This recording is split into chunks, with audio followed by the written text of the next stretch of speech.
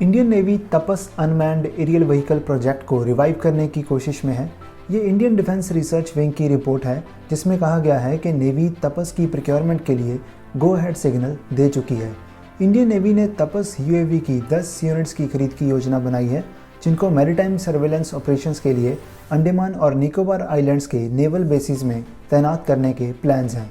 Now ये एक बहुत ही सिग्निफिकेंट डेवलपमेंट है क्योंकि तपस प्रोजेक्ट ऑलरेडी एक तरीके से डेड प्रोजेक्ट है जिसको इस साल DRDO द्वारा मिशन मोड प्रोजेक्ट के तहत बंद कर दिया गया था। नाउ अगेन इसमें कुछ रिफाइनमेंट्स की जा रही हैं ताकि आर्म्ड फोर्सेस की स्ट्रिंजेंट रिक्वायरमेंट्स को पूरा किया जा सके। इसी बीच दूसरी ओर इंडिया USA के साथ MQ-9B की डील भी साइन कर चुका है जिसमें Indian armed forces total 31 drones acquire करेंगी जिसमें से 15 नेवी के लिए होंगे और 8 आर्मी और एयरफोर्स के लिए। रीपर्स मुख्य रूप से ISR यानी intelligence, surveillance and reconnaissance missions के लिए होते हैं, लेकिन वे स्ट्राइक मिशंस भी कर सकते हैं और भारत द्वारा जो MQ-9B रीपर्स खरीदे जा रहे हैं वो मल्टी रोल ही हैं।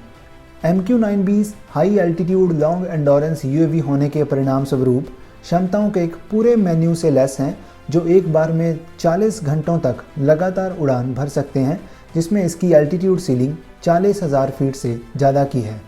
भले ही ये खरीद सरकार की प्रमुख आत्मनिर्भर भारत पहल के अनुरूप ना हो, पर ये 31 MQ-9B निश्चित रूप से तीनों सेवाओं की ISR क्षमताओं को बढ़ाएंगे।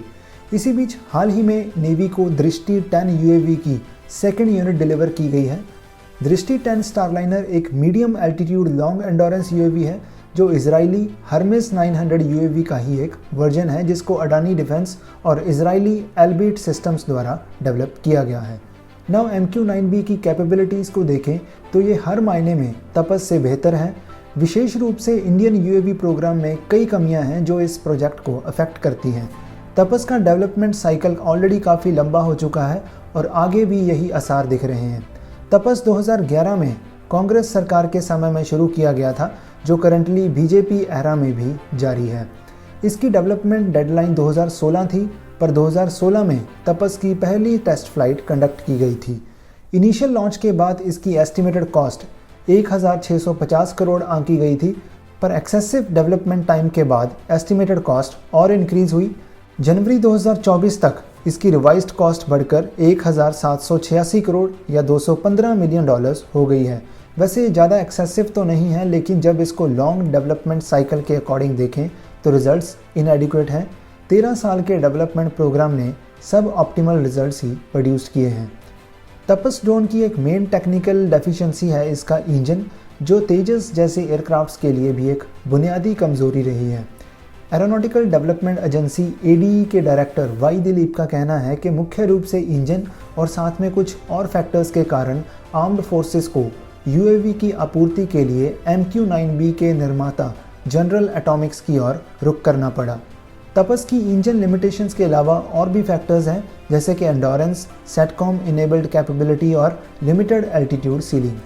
आर्म्ड सर्विसेज और डिफेंस मिनिस्ट्री के MQ-9B पर मूव करने से पहले तपस कई बार ट्रायल से गुजर चुका है, पर जो परफॉर्मेंस फोर्सेस को चाहिए थी वो तपस प्रोजेक्ट नहीं कर पाया। And then DRDO had to close the Tapas as a mission mode project. MQ-9B को परचेज करने और उसकी मेरिट्स के बावजूद डिफेंस एस्टेब्लिशमेंट को तपस के खराब प्रदर्शन और आर्म्ड फोर्सेस की क्वालिटेटिव रिक्वायरमेंट्स को पूरा ना करने में डिस्करेज नहीं किया जाना चाहिए। देखा जाए तो इंडियन नेवी और एयरफोर्स तपस की टेक्निकल डेफिशिएंसीज के बावजूद इसको रिवाइव करने की सपोर्ट में है। इंडियन एयरफोर्स तपस को उसके लैक ऑफ एंडोरेंस के बावजूद इम्प्रूवमेंट्स के लायक मानती है, जिसे वह LAC के साथ तैनात करना चाहती है। इंडियन नेवी द्वारा भी तपस के मैरीटाइम वेरिएंट की टेस्टिंग की जा चुकी है। करीब 1 साल पहले तपस के नेवल वर्जन की टेस्टिंग नेवी की वॉरशिप INS सुभद्रा पर established command and control centre से की गई थी। 20,000 फुट की ऊंचाई पर 40 मिनट की उड़ान भरी, जिसमें INS सुभद्रा पर established command and control centre ने इसकी निगरानी की। अब तक तपस 200 से ज़्यादा फ्लाइट टेस्ट से गुजर चुका है और मेल UAV के रूप में अच्छा प्रदर्शन भी किया है और IF और इंडियन नेवी की ISR कैपेबिलिटीज़ में गैप्स को प्लग करने में भी मदद करता है। फिर भी भारतीय वायुसेना और भारतीय नौसेना के विपरीत भारतीय सेना तपस को सपोर्ट नहीं करती है। आत्मनिर्भर भारत पहल को ध्यान में रखते हुए और तपस प्रोग्राम को बनाए रखने के लिए भारतीय नौसेना और वायुसेना द्वारा जो पुश दिया जा रहा है वो तपस के लिए हाथ में एक शॉट की तरह है। सो भारतीय वायुसेना और भारतीय नौसेना ने सीधे तौर पर इसको रिजेक्ट करने के बजाय इसमें इम्प्रूवमेंट्स करने में सपोर्ट दी है।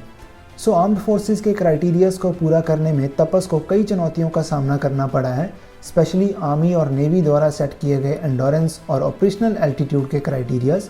डीआरडीओ यूएवी के ड्रैग और वेट को कम करने के लिए डिज़ाइन मॉडिफिकेशंस पर एक्टिवली काम कर रही है, जो डिज़ायर्ड परफॉर्मेंस मैट्रिक्स को अचीव करने के लिए बहुत क्रूशियल हैं। और ये रिफाइनमेंट्स ब्रॉडर एफर्ट का ही एक पार्ट है, जिसमें ये इंश्योर किया जा रहा है कि तपस माउंटेनस बॉर्डर्स से लेकर वास्ट मैरीटाइम रीजन्स जैसे हर तरह के ऑपरेशनल एनवायरनमेंट्स में अपनी फुल पोटेंशियल से ऑपरेट कर सके।